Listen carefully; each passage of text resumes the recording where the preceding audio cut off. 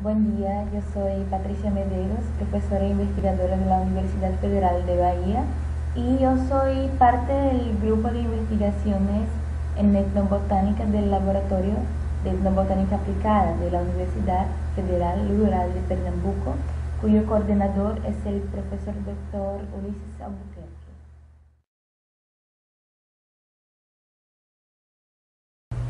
Bueno, yo voy a hablar un poco hoy del estado de arte y el histórico de la etnobiología y etnoecología en Brasil. Voy a hablar un poco también de las principales tendencias actuales que se está haciendo en nuestro país de investigación etnobiológica. Y nosotros sabemos que Brasil es uno de los países con una más grande tradición en la investigación etnobiológica de toda América Latina. Y toda Latinoamérica, perdón. Y sabemos, bueno, un estudio reciente de nuestro grupo de investigación en Pernambuco demostró que nuestro país es lo que más publica hoy investigaciones en etnobiología y etnoecología. Y la mayoría de esas investigaciones son hechas por investigadores del país, o sea, no hay tanta gente de fuera de Brasil que llega y está haciendo las investigaciones aquí. Y ese es un escenario muy positivo si consideramos que hasta hace 20 años la cosa no era así. Había una cantidad mucho más grande de gente que venía de otros países a hacer investigaciones en Brasil. Y demuestra también la fuerza que nuestro país tiene y la autonomía que nuestros investigadores también tienen actualmente. Y precisamente hablando de la etnobotánica, Flavia Oliveira y algunos colaboradores hicieron un trabajo hace 3 o 4 años, no me acuerdo, que demostró que en la plataforma donde están los currículums de los investigadores brasileños, casi 500 doctores tienen en su perfil la conexión con la palabra etnobotánica, o sea, hay casi 500 investigadores trabajando directamente en esta área, y de los que no son doctores, ese número crece hasta casi 1000. Es decir, que hay interés en la investigación etnobotánica hoy. Y ese mismo trabajo también dio informaciones preciosas, como por ejemplo diciendo que el principal interés de la investigación etnobotánica en Brasil hoy es el estudio de las plantas medicinales. Ese es un perfil que está presente en casi todos los países del mundo. Esa es mismo la categoría de uso que más interesa a la gente, los investigadores. Pero también estudios de manejo y uso de la flora de una manera general y de transmisión de conocimiento y significado cultural de las especies, que son los principales temas, no solo en Brasil, me parece que en muchos otros países, pero ese escenario está fuerte también en Brasil. Y el inicio del crecimiento de la investigación etnobiológica en Brasil empezó en la década de 80, principalmente con la salida de libros de gran importancia como la Suma Etnológica Brasilera de Berta Ribeiro, y también con los primeros eventos del área como el Congreso Internacional de Etnobiología, el primero que fue en Belén de Pará, y que dio inicio también a la Sociedad Internacional de Etnobiología. O sea, Brasil tiene una importancia muy grande en el escenario etnobotánico, no solo de Latinoamérica, sino de todo el mundo. Y otras cosas importantes al principio de la década del 90 fueron los congresos de etnobiología y etnoecología de Brasil y la participación de una comisión de etnobotánica en los congresos nacionales de botánica. Esos son los eventos de más grande expresión nacional de la etnobotánica, y a lo largo de la década de 90 se hicieron fuertes con esa área. Los primeros estudios etnobiológicos y etnoecológicos desarrollados en Brasil fueron de carácter descriptivo. Hubo muchos estudios con caracterización del uso de plantas medicinales, trayendo por ejemplo cuáles son las principales especies, las partes usadas y otras cosas más, pero también estudios de clasificación folk o clasificación etnobiológica, principalmente con animales. Los estudios que buscaban saber cómo las personas comprenden, perciben los animales y diferentes grupos de animales, cómo la gente clasifica. Y algunos investigadores de Brasil siguen la línea berliniana y creen que esa clasificación es muy parecida con la clasificación linneana, la clasificación científica, o sea, que la gente sigue una lógica jerárquica con grandes grupos y pequeños grupos para clasificar los animales y también las plantas, que hay muchos estudios con plantas. Pero por otro lado, hay estudios que mostraron que hay otras formas de clasificación, como la clasificación utilitaria, que tiene diferentes grupos de plantas o animales de acuerdo a su principal uso en la comunidad. Esos fueron los estudios que primeramente dieron fuerza a la investigación etnobiológica y etnoecológica en Brasil, pero siguen se desarrollando hasta hoy. Hoy en día Brasil ha desarrollado herramientas cuantitativas que son utilizadas en muchos trabajos alrededor del mundo, y también hay una fuerza de trabajos con enfoque de la conservación y la biodiversidad. Una de las cosas que voy a hablar hoy es de los estudios de usos de plantas que están fuera de la categoría medicinal, como por ejemplo usos madereros, que no son estudiados de la misma manera que son estudiados las plantas medicinales, pero que tienen una influencia muy grande, una importancia muy grande desde el punto de vista de conservación, ya que es un uso bastante destructivo de los individuos vegetales y necesitan ser debidamente estudiados. Y creo que Brasil hoy tiene un rol muy importante en el estudio de los usos madereros.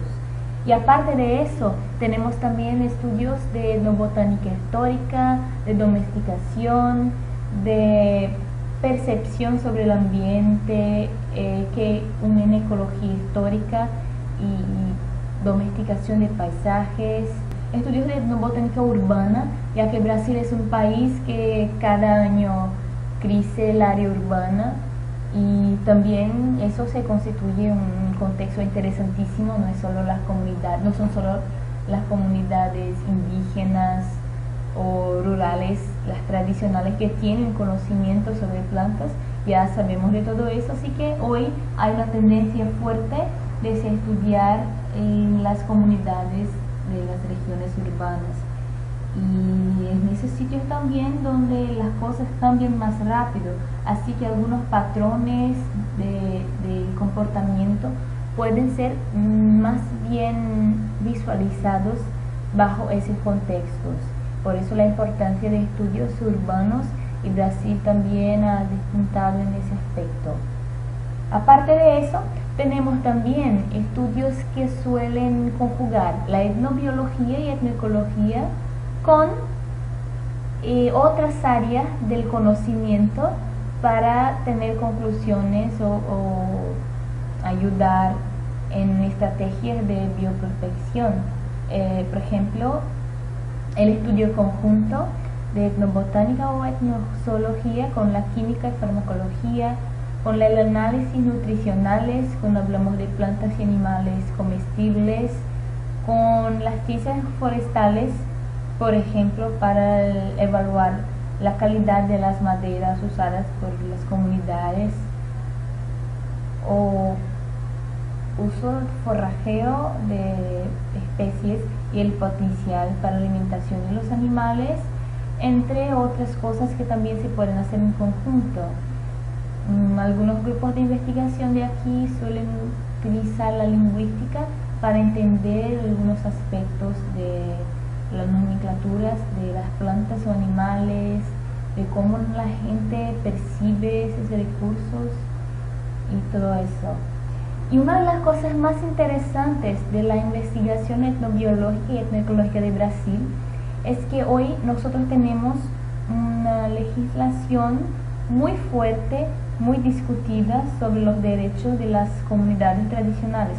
Aunque, claro, existen divergencias, aún no hay nada 100% de acuerdo a las necesidades de las comunidades, de los investigadores y de las empresas, pero hay, de hecho, un cuidado con lo que la gente gana o pierde cuando da su conocimiento sobre plantas y animales. Y hoy tenemos el CEGEN, que es el órgano que fiscaliza todo eso. Y claro, hay problemas para los investigadores porque cuando uno somete un proyecto a la CEGEN, tienen un promedio de 1 o 2 años de espera hasta que pueda empezar a desarrollar su estudio, cuando ese estudio es llevado a cabo con comunidades tradicionales. Cuando eso no es así, lo único es que necesitas enviar el proyecto a un consejo de ética en investigación con seres humanos, y aparte de eso, si el estudio tiene implicaciones para beneficios económicos a los investigadores o a las empresas, necesitas también someterlo al CEGEN. Y estamos muy adelante de muchos otros países en eso de los derechos de las poblaciones. Aparte de eso, tenemos también un importante rol en la resolución de conflictos y en atender a demandas de la comunidad. O sea, hay trabajos hoy que son específicos para atender esas demandas.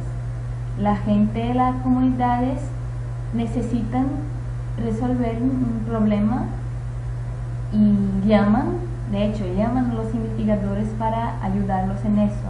Y hay estudios aplicados a la conservación, a resolver problemas relacionados al uso de recursos, problemas de conflicto de intereses entre las comunidades y las empresas, de saber si las poblaciones son tradicionales, para la implementación de unidades de conservación. Hay muchas cosas muchas contribuciones que la investigación etnobiológica puede tener, de hecho.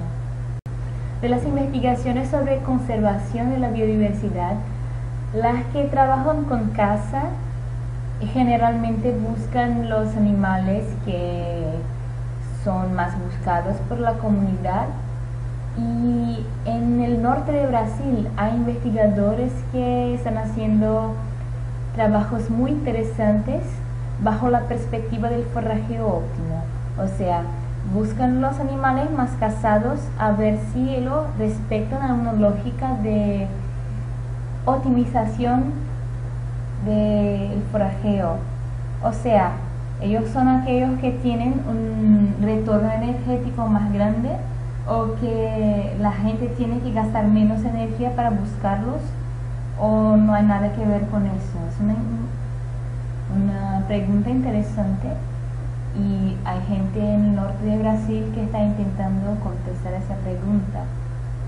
Y desde el punto de vista de las plantas, la gente en el noreste de Brasil está haciendo cosas muy interesantes, como buscar cuáles son las principales especies desde el punto de vista del uso de madera, y cuáles son los principales tipos de uso de madera, o sea, aquellos que llevan a una mayor o más grande presión de uso en los bosques, y cuál es el perfil de la gente que más utiliza esos recursos.